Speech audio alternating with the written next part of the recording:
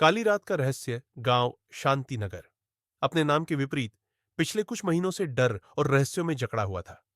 हर पूर्णिमा की रात कोई न कोई व्यक्ति गायब हो जाता था। गांव के लोग अंधविश्वास और भूत प्रेत की कहानियों में उलझे थे, लेकिन युवा पत्रकार विवेक शर्मा सिजा को इन सब बातों पर यकीन नहीं था। उसका मानना था कि इसके पीछे कोई न कोई मानव षड्यंत्र छिपा है और वह इसे उजागर करने का निश्चय कर चुका था। विवेक एक राष्ट्रीय अखबार में क्राइम रिपोर्टर था। जब उसने इस गांव के रहस्यों के बारे में सुना, तो वह तुरंत वहां जाने को तैयार हो गया। गांव में पहुंचते ही उसने महसूस किया कि लोग डरे हुए थे।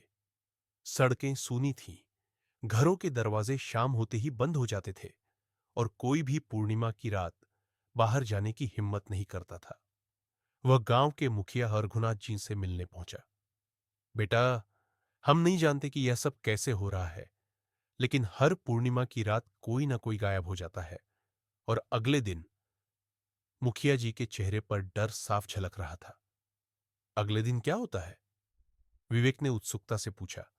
मुखिया जी ने धीरे से कहा, अगले दिन उनकी लाश मिलती है, लेकिन बिना खून के, जैसे किसी ने उनका सारा रक्त निकाल लिया हो। यह सुनते ही विवेक सिहर उठा। रात गहरा चुकी थी। गांव में सन्नाटा पसरा था। विवेक ने फैसला किया कि वह खुद इस रहस्य का पता लगाएगा। उसने गांव के सबसे पुराने और डरावने हिस्से कालाधर जंगल लास में जाने का निश्चय किया, जहां से अधिकतर लोग गायब हुए थे। हाथ में टॉर्च लिए वह जंगल में घुसा। चारों ओर घना अंधेरा था और रह रहकर उल्लुओं की आवाजें आ रही थीं। अचानक झाड़ियों में कुछ सरसराहट हुई। कौन है वहां? विवेक ने जोर से पूछा। कोई जवाब नहीं आया, लेकिन एक परछाई तेजी से भागती हुई दिखी। वह सतर्क हो गया। धीरे धीरे उसने उस दिशा में कदम बढ़ाए। तभी पीछे से किसी ने उसके कंधे पर हाथ रखा। विवेक तेजी से मुड़ा। सामने गांव का एक बूढ़ा व्यक्ति माधव बाबा खड़ा था। बाबा, आप यहां इस वक्त? बेटा, तुम जो करने जा रहे हो वह खतरनाक है, बाबा ने चेतावनी दी।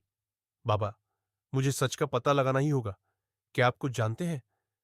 माधव बाबा ने गहरी सांस ली और बोले, यह सब कोई साधारण घटना नहीं है। इस जंगल में एक प्राचीन गुफा है, जहां बहुत पहले एक क्रूर तांत्रिक या भैरवनाथ तपस्या किया करता था। लोगों का मानना है कि उसने अमृतत्व पाने के लिए नरबलि का प्रयोग किया था। क्या यह सिर्फ कहानी है या सच्चाई? विवेक ने सवाल किया। बाबा ने धीरे से कहा, मैंने खुद कई बार वहां कुछ अजीब चीजें देखी हैं।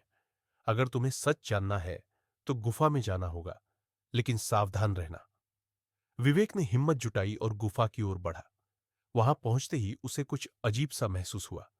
गुफा के अंदर हल्की लाल रोशनी फैली हुई थी। वह धीरे धीरे अंदर बढ़ा। तभी उसे किसी के फुसफुसाने की आवाज सुनाई दी। यहां कोई है? कोई जवाब नहीं आया, लेकिन अचानक एक छाया उसकी ओर बढ़ी। विवेक ने झटपट टॉर्च जलाई, लेकिन छाया गायब हो चुकी थी। क्या यह मेरा भ्रम था? वह सोचने लगा। वह और आगे बढ़ा। तभी उसने गुफा के भीतर एक गुप्त दरवाजा देखा। वह हिम्मत करके आगे बढ़ा और उसे खोला।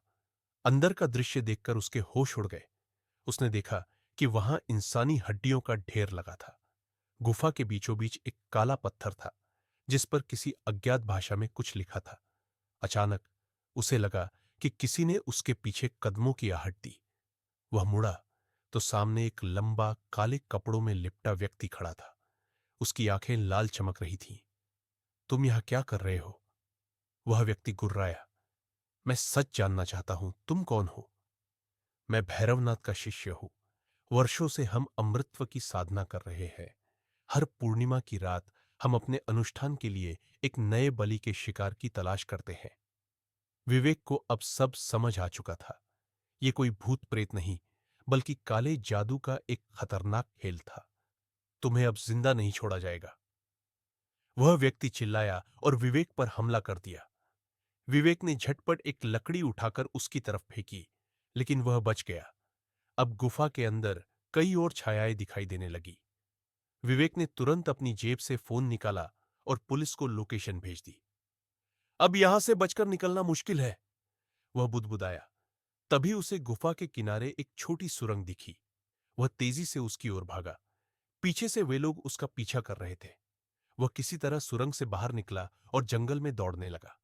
लेकिन तभी गांव में पुलिस पहुंच चुकी थी।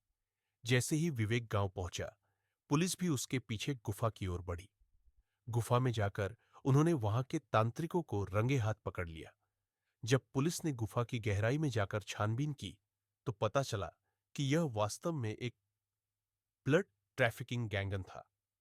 वे लोग मानव बलि के नाम पर निर्दोष ग्रामीणों का खून निकालते थे और उसे अंतरराष्ट्रीय स्तर पर बेचते थे। गांव के लोगों को जब यह सच्चाई पता चली, तो वे सकते में आ गए। वर्षों से जिसे वे किसी भूत प्रेत का आतंक मान रहे थे, वह असल में एक संगठित अपराध था। मुखिया जी ने विवेक का धन्यवाद किया और गांव में फिर से शांति लौट आई।